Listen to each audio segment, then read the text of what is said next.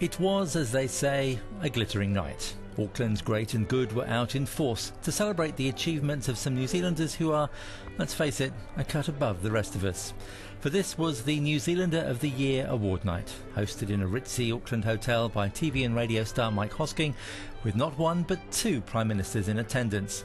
Jim Bolger, as chairman of Kiwi Bank, the event's major sponsor, told the audience this was the opportunity to thank the people who make our country special. Say that award ceremonies like this are always such special events because they give us, the public, a chance to acknowledge something that is important to us.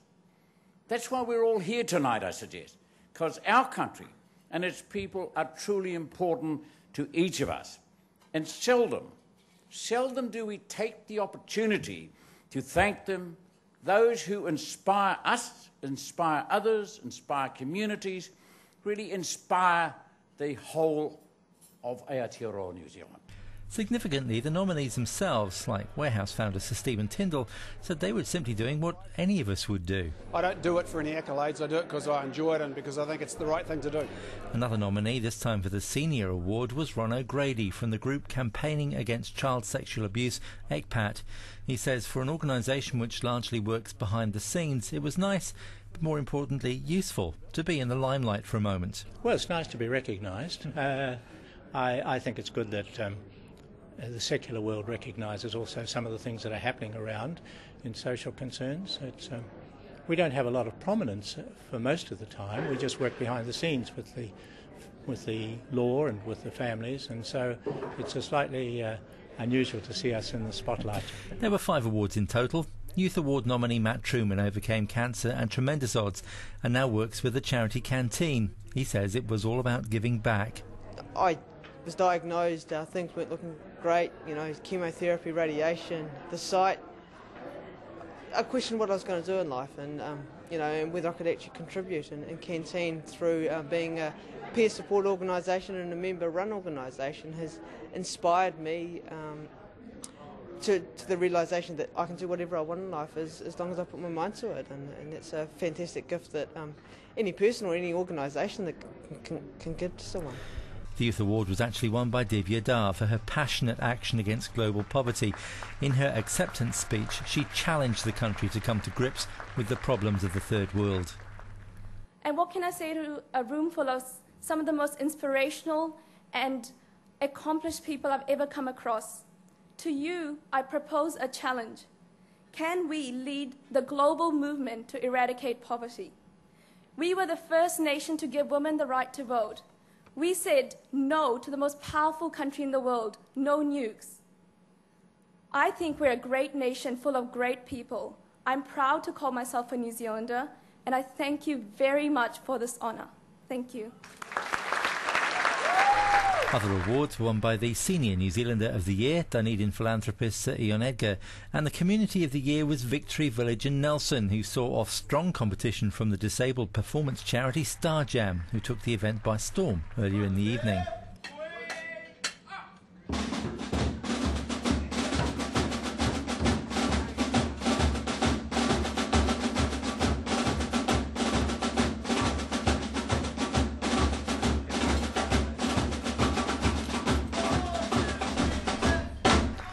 The Local Hero Award went to Sam Chapman, whose extraordinary work with gangs, youths and at-risk communities was recognised.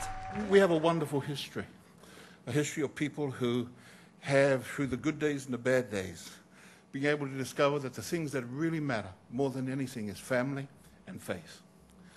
And that when we rediscover that, lives are transformed, and some of them are here tonight. They're the ones that as children we put them into institutions and ostracize them from family and faith. And they grow up to fill up our prisons, and we wonder why they turn out the way that they do. But God didn't have that in mind for them. And when they're reintroduced into that, they transform not only their lives but the communities that they come from. And they're my heroes. And they're here tonight. Well, I think it's exciting that what the Lord is doing in communities is getting recognition more than anything, because often He's not seen as the source of it all.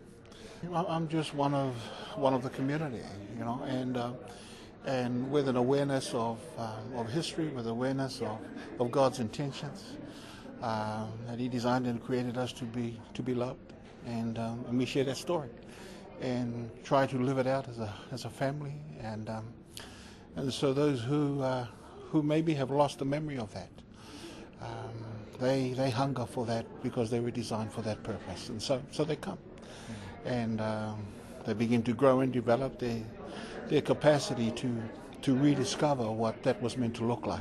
The overall award for the New Zealander of the Year went to someone who really has changed his world. Ladies and gentlemen, this is the moment you've waited for. The Kiwibank New Zealander of the Year 2010 is Dr. Ray Avery. Ray Avery grew up in a British orphanage, but his work as a scientist and inventor here in New Zealand has changed the lives of millions of people in the third world. Well, I think I probably realised in the late 90s when I was stumbling around Africa that I actually could make a contribution to global health care, looking at some of the needs of the hospitals. And as a scientist, I recognised that science pretty much abandoned the developing world. We make drugs for the top 10% of the world, but nobody's really focusing on the problems that are endemic in the developing world.